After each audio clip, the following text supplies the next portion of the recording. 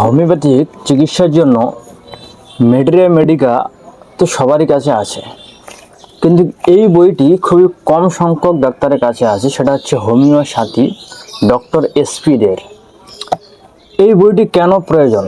যারা constitutional single মেডিসিনসের চিকিৎসা করে, যারা সঠিক হোমিওপ্যাথির চিকিৎসা করে, সেই সমস্ত ডাক্তারদের সমস্ত কিছু জানতে এই বইটি তার হাতের কাছে থাকতেই হবে। এর কারণ খুব বেশি মোটা বই নয়, ছোট একটা বই। এই বইটির মধ্যে সমস্ত কিছু আছে। কীভাবে অ্যালেম পোটেন্সি, জিরো পোটেন্সি প্রেসক্রাইব করতে হয়, এর সূচিপত্রগুলো যদি আমি শেয়ার করি, খুবই কাজের একটা মেডিসিনস। আপনার কনস্টিটিউশনাল সিঙ্গেল মেডিসিনস, কটা ডোজ প্রেসক্রাইব করতে হবে, পোটেন্সি কীভাবে সিলেকশন করতে হবে, টেস্ট টেকিং কীভাবে করতে হবে, সঠিক মেডিসিন কীভাবে সিলেকশন করতে হবে, লক্ষণের মূল্যায়ন কী জিনিস সেটা বুঝতে পারবেন এই বইয়ের মধ্যে। কারণ যখন আমরা কোনো রোগীর টেস্ট টেকিং করি, অনেকগুলো লক্ষণ আমরা পাই। সেই লক্ষণগুলোর থেকে আমাদের একটা সিঙ্গেল মেডিসিন সিলেকশন করতে হয়, সেটা অনেক টাফ। কারণ বেশিরভাগ ক্ষেত্রে কি হয়, দু তিনটা মেডিসিনের লক্ষণ মেলে। এখন সেই দু তিনটা মেডিসিনের মধ্যে একটি মেডিসিন যেহেতু নিয়ম অনুযায়ী প্রেসক্রাইব করতে হয়, সেক্ষেত্রে কোন মেডিসিনটি আপনি সিলেকশন করবেন, অর্থাৎ সেই জন্য আপনার জানা জরুরি লক্ষণের মূল্যায়ন। কোন লক্ষণকে আপনি বেশি গুরুত্ব দিবেন, কোন লক্ষণকে গুরুত্ব কম বা মূল্য কম, সেটি এই বইটাতে আপনারা পাবেন। ফলে কি, সিমটমসের মূল্যায়ন করতে শিখে যাবেন, সঠিক মেডিসিন সিলেকশন করতে পারেন, টেস্ট টেকিং কী জিনিস সেটা শিখে যাবেন, লক্ষণ সমষ্টি কী সেটা কিনে যাবেন, সেকেন্ড প্রেসক্রিপশন কতদিন অপেক্ষা করার পর দ্বিতীয় ডোজ প্রেসক্রাইব করতে হয়, কত পাওয়ারের প্রেসক্রাইব করতে হয়, টু জেড ডিটেলস আপনারা এই বইয়ের মধ্যে পাবেন। আমি মোটামুটি একটা বিস্তারিত এই বইটি একটু দেখানোর চেষ্টা করছি। এই বইটি দেখুন, খুবই ছোট একটা বই। দেখুন, এখানে সূচিপত্রগুলো দেখলে আপনারা বুঝতে পারবেন এটা কতটা একটা গুরুত্বপূর্ণ বই হোমিওপ্যাথি প্র্যাকটিসকালে। প্রথমে আছে হোমিওপ্যাথি কি, অ্যাকচুয়ালি হোমিওপ্যাথিটা কি জিনিস সেটার একটা ভুল ধারণা যদি থেকে থাকে সেটা ভেঙে যাবে। কারা অ্যাকচুয়ালি তো হোমিওপ্যাথ? 2 নম্বর, চিকিৎসক জীবনের একমাত্র ব্রত কি হওয়া উচিত? অদৃশ্য শক্তি তার কাজ। যারা বলে যে এত সূক্ষ্ম মাত্রা কীভাবে কাজ করে, তার ডিটেলস এখানে পাবেন। স্বাস্থ্য, রোগ, আরোগ্য, কীভাবে আরোগ্য হয় সেটা পাবেন। তারপর আছে লক্ষণ সমষ্টি, সিমটমসের যতগুলো আমরা টেস্টিংকালে লক্ষণ পাই, মোটামুটি এটাতে এটাই বোঝানো হবে যে 10টা সিমটমস বা 15টা সিমটমসে লক্ষণ সমষ্টি হতে পারে না। কখনো কখনো একটা ইম্পর্টেন্ট পিকুলিয়ার সিমটমসে একটা লক্ষণ সমষ্টি হতে পারে, এবং একটা সিমটমসের উপর আপনি মেডিসিন প্রেসক্রাইব করতে পারবেন। কনকমিটেন্ট সিমটমস আপনার পেয়ে যাবেন। হেরিং এর আরোগ্য নীতি এখানে পাবেন, কীভাবে রোগ অ্যাকচুয়ালিতে আরোগ্য হয়, কোন রোগ, একটা রোগী আপনার কাছে আসলো 3-4টা বড় বড় রোগ নিয়ে, কোন রোগটি আগে আরোগ্য হবে মেডিসিন প্রেসক্রাইব করার পর, কোনটা পরে, সেই নীতিটা এখানে পাবেন। মায়াজমের ব্যাপারে ডিটেলস আপনারা এখানে পাবেন। সোরা সিপিলিস সাইকোসিস পাবেন, কোন কোন রোগ কোন কোন মায়াজমের মধ্যে পড়বে। সোরা সিপিলিস সাইকোসিস আবার আলাদা পার্ট দেওয়া আছে। তারপর আছে গৌণক্রিয়া, হোমিওপ্যাথিক, এই সমস্ত কিছু পাবেন। নেক্সট যেটা পাবেন সেটা হচ্ছে রোগ নয় রোগীর চিকিৎসায় হোমিওপ্যাথি, এই বিষয়ে কিছু বলা আছে। রোগলিপি তৈরি, অর্থাৎ টেস্ট টেকিং কীভাবে করে সেটা এখানে মেনশন করা আছে। লক্ষণের মূল্যায়ন, কোন লক্ষণকে বেশি গুরুত্ব দিয়ে মূল্য দিয়ে আপনি সিঙ্গেল মেডিসিন সিলেকশন করুন সেটা দেওয়া আছে। কত পোটেন্সিয়াল নির্ধারণ করতে হবে সেটা দেওয়া আছে। তারপর কত ডোজ দিতে হবে এবং কতদিন পর রিপিট করতে পারেন সেই পোটেন্সি, সেটা দেওয়া আছে।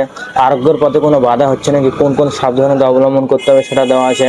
সেকেন্ড ডোজ কী হতে পারে, একটা সিঙ্গেল ডোজ প্রেসক্রাইব করার পর মোটামুটি 10 দিন 15 দিন বা 1 মাস 1.5 মাস অপেক্ষা করার পর দ্বিতীয় যে ডোজটা আমাদের প্রেসক্রাইব করতে, সেটা কীভাবে করতে হবে, কতদিন পর, তার একটা ফর্মুলা দেওয়া আছে। আর সব রোগ যে আরোগ্য হয় না তার কোনো ব্যাপার আছে। অ্যালেম পোটেন্সি, জিরো পোটেন্সি, 50 সহস্রধর্মিক পদ্ধতির ব্যাপারে বলা আছে। একবারে একাধিক ওষুধ, যে সমস্ত ডাক্তারে একসাথে 2-3টা করে মেডিসিন প্রেসক্রাইব করেন, আর যারা সিঙ্গেল মেডিসিন প্রেসক্রাইব করেন তাদের রোগ নির্ণয়ের তফাৎ থেকে, রোগ আরোগ্যের তফাৎ থেকে সেখানে এখানে পাবেন। সমস্ত কিছু আপনারা এই বইটির মধ্যে আপনারা পাবেন। দেখুন, প্রথমে আছে হোমিওপ্যাথকে, এখানে পরিষ্কার করে সুন্দর করে লেখা আছে। দেখুন,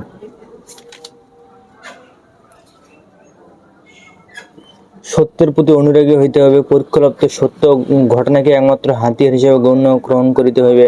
কোনো প্রকার ভিত্তিহীন মতবাদ, যুক্তিহীন অভিজ্ঞতা, নীতিহীন আধুনিকতার আশ্রয় গ্রহণ করিলে চলিল না। বিশ্বস্ততার সহিত হ্যানিম্যানের নির্দেশিত মতে টেস্ট টেকিং করে কৌশল আয়ত্ত করিতে হবে। চিররোগে রোগলিপি ছাড়া চিকিৎসা করা অসম্ভব বলে মনে হয়। রোগলিপি ছাড়া ওষুধের ক্রিয়া নির্ণয় করা বা সেকেন্ড প্রেসক্রিপশন দেওয়া কোনো প্রকৃত হোমিওপ্যাথির পক্ষে সম্ভব নয়। তারপর এখানে দেখা আছে হোমিওপ্যাথ চিকিৎসকের প্রত্যেকটি ইন্দ্রিয় খুব প্রখর শক্তি সম্পন্ন হয়, একান্ত দরকার। দৃষ্টিশক্তি, শ্রবণ শক্তি, ঘ্রাণ শক্তি ইত্যাদির কোনোটি যদি একটু কম হয় তাহলে ওষুধ সিলেকশন করতে যথেষ্ট অসুবিধা হয়। তারপর এখানে আরেকটা নীতি আছে, দেখুন 11 নম্বর, হোমিওপ্যাথির মূল নীতিগুলির উপর শ্রদ্ধাশীল হইতে হইবে এবং কোনো কারণে নীতি বিগর্হিত পথে না চলিবার প্রতিজ্ঞা গ্রহণ করিতে হইবে। শুধু অতি দ্রুত উপায়ে কি উপায়ে ধনী হওয়া যায় এই মানসিকতায় চিন্তা ভাবনাহীন ওষুধ নির্বাচনে হোমিওপ্যাথি চিকিৎসার প্রধান কারণ। গোড়ামির আশ্রয় গ্রহণ করিয়াও নিজের উপর আস্থা এবং হোমিওপ্যাথির স্বাস্থ্যের উপর দৃঢ় বিশ্বাসের দ্বারা পূর্বোক্ত উদ্দেশ্য সাধন করা যায়, হয়তো একটু জড়িত। লক্ষণের মূল্যায়ন, তার দ্বারা ওষুধ এবং রোগী চিত্তের সম্মুখ অবগত হওয়া কঠিন প্রচেষ্টায় ব্রতী হইতে হইবে। লক্ষণের সঠিক মূল্যায়ন করিতে যিনি সক্ষম, হোমিওপ্যাথিতে সাফল্য তার করতলগত। এখানে দেখেন কত সুন্দর একটা লাইন দিয়েছে, যিনি লক্ষণের মূল্যায়ন করতে পারেন, যত বেশি লক্ষণের মূল্যায়ন করতে সে জানবে শিখবে, তার সাফল্য তার হাতের মুঠোয় হোমিওপ্যাথিতে। এবং এই বইটিতে লক্ষণের মূল্যায়নকেই গুরুত্ব দেওয়া আছে এবং লক্ষণের মূল্যায়ন কীভাবে করতে হবে সেটাও এখানে এর বইয়ের মধ্যে আছে। দেখুন লক্ষণের সমষ্টির ব্যাপারে ডিটেলস বলা আছে, কনকমিটেন্ট সিমটমস বলা আছে। দেখুন কনকমিটেন্ট সিমটমসের পার্টসের মধ্যে এখানে দেখান, পালসিডিলার একটা প্রধান লক্ষণ শীত ভাব সহ যন্ত্রণা। যন্ত্রণা হলে শীত ভাব, এমন এক কথা প্র্যাকটিস অফ মেডিসিনের কথা লেখা নেই। কাজেই এখানে শীত ভাব যন্ত্রণা এই মূল লক্ষণের কনকমিটেন্ট। এই লক্ষণ পেলে আমরা পালসিডিলার কথা অবশ্যই চিন্তা করব। এরকম উদাহরণ দিয়ে দেওয়া আছে কত সুন্দর করে। মায়াজম এখানে দেওয়া আছে, সোরা সিফিলিস সাইকোসিস সমস্ত কিছু এখানে দেওয়া আছে।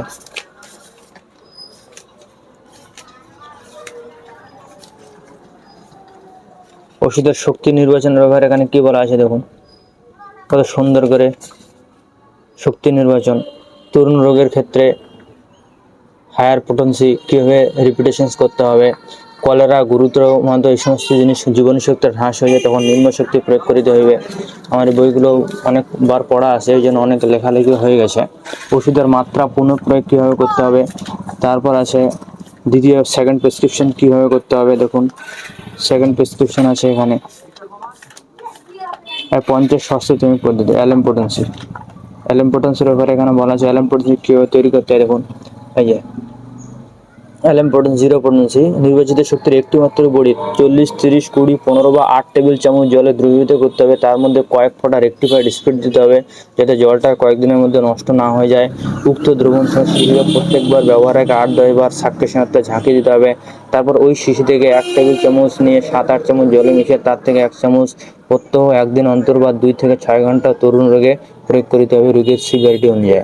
এর কারণ কি, এর সুবিধা, অ্যালেম্পোটেন্সির সুবিধা অসুবিধা সমস্ত কিছু আপনারা এই বইটির মধ্যে পাবেন। কেউ আপনাকে হয়তো শেয়ার করেনি এতদিনে, আপনারা এই বইটি ইউজ করে দেখতে পারেন, প্র্যাকটিস জীবনে অনেক কাজে লাগবে। মেডিকেল তো শুধু ওষুধের ব্যাপার লেখা থাকে, কিন্তু পোটেন্সি সিলেকশন, লক্ষণের মূল্যায়ন, কেস টেকিং সমস্ত কিছু A to Z follow up কীভাবে করতে হয় সমস্ত কিছু এই বইয়ের মধ্যে আপনারা পাবেন। সো এই বইটি যে কোনো বড় বইয়ের দোকানে খোঁজ করতে পারেন, যদিও বা সহজে এই বইটি পাওয়া যায় না। যদি আপনারা আমার কাছ থেকে নিতে চান, অল ওভার ইন্ডিয়া ডেলিভারি দেওয়ার সিস্টেম চালু আছে। So thank you so much.